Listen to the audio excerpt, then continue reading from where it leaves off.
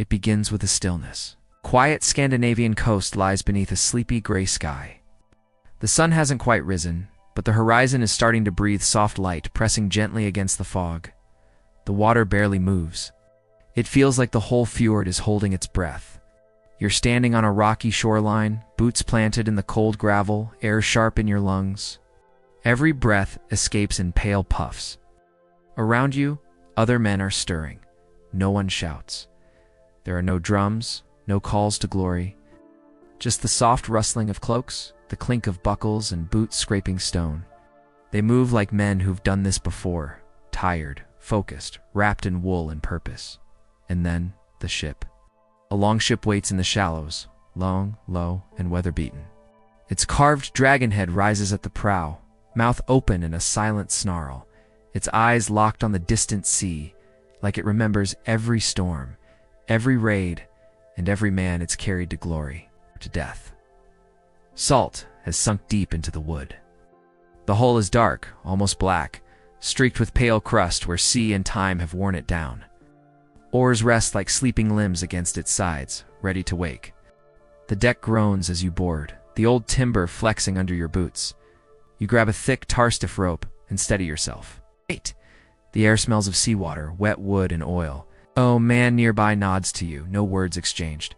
He's missing half an ear in all of his patience. It's probably the closest thing to a welcome you'll get. The others file in. The crew takes their places, low and quiet. The Jarl stands at the helm, silent and regal, cloak flapping in the morning wind. His hand rests on the hilt of his sword, but his eyes are somewhere beyond the mist.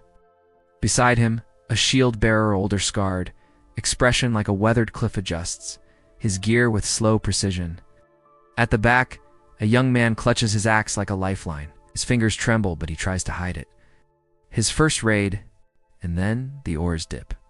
Water parts with a soft splash. Then again, the rhythm builds. Dip, pull, drip, dip, pull. The long ship glides forward, smooth and quiet. The fjord stretches out ahead, still half asleep.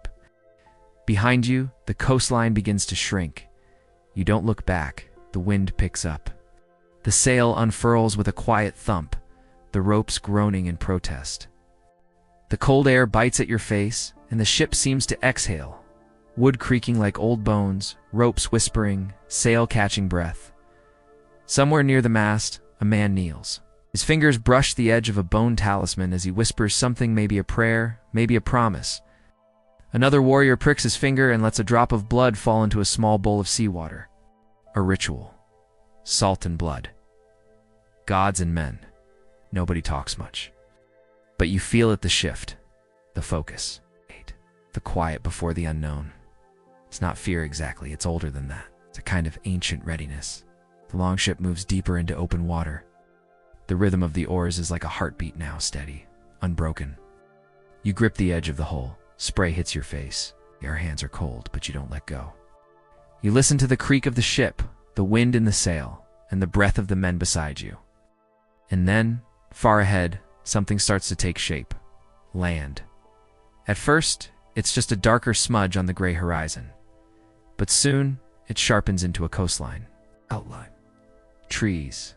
A faint outline of wooden roofs, tucked near the water's edge. An Anglo-Saxon village. The ship slows, drifting through the last stretch of mist like a ghost. You feel it in your chest tightening, like something pulling inward. The silence deepens. Even the gulls have gone quiet. The prow scrapes gently onto the beach. You and the others jump down, boots landing in the cold surf. Water seeps in fast wet, leather slapping against soaked sand.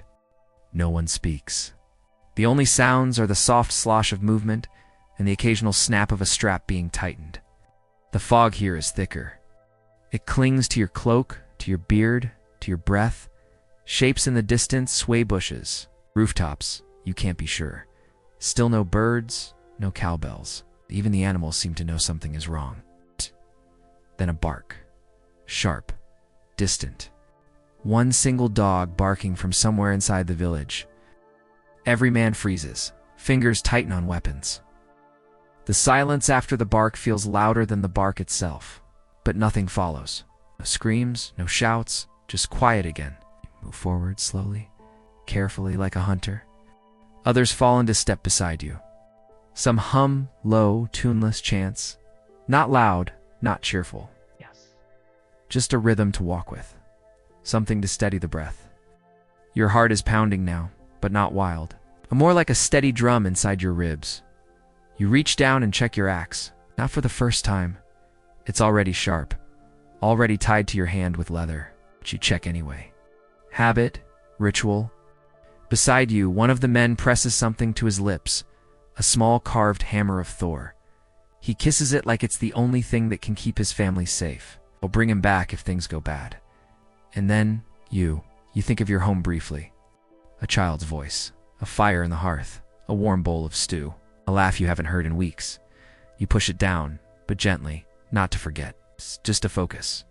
You steady your breath. Hands ready, shoulders relaxed. Fog curling around your boots. This is the moment just before. The pause between peace and something else. That all you can do is wait for it to break. And then it breaks.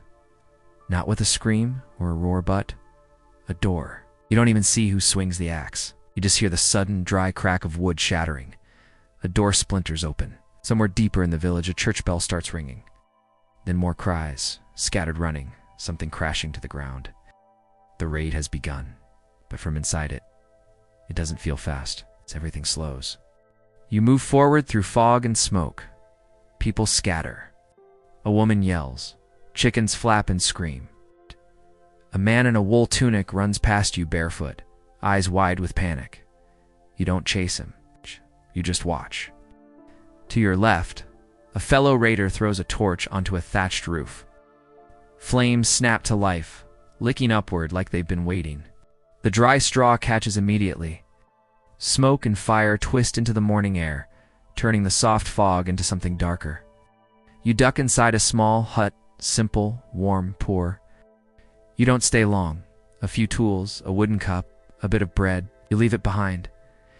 Outside, it's chaos, but quiet chaos. It's not a battlefield. It's a storm of motion. Doors slam. Feet thunder on wooden planks. Someone's shouting orders, but they're in a language you don't understand. You find a small chapel. No one guards it. Step inside.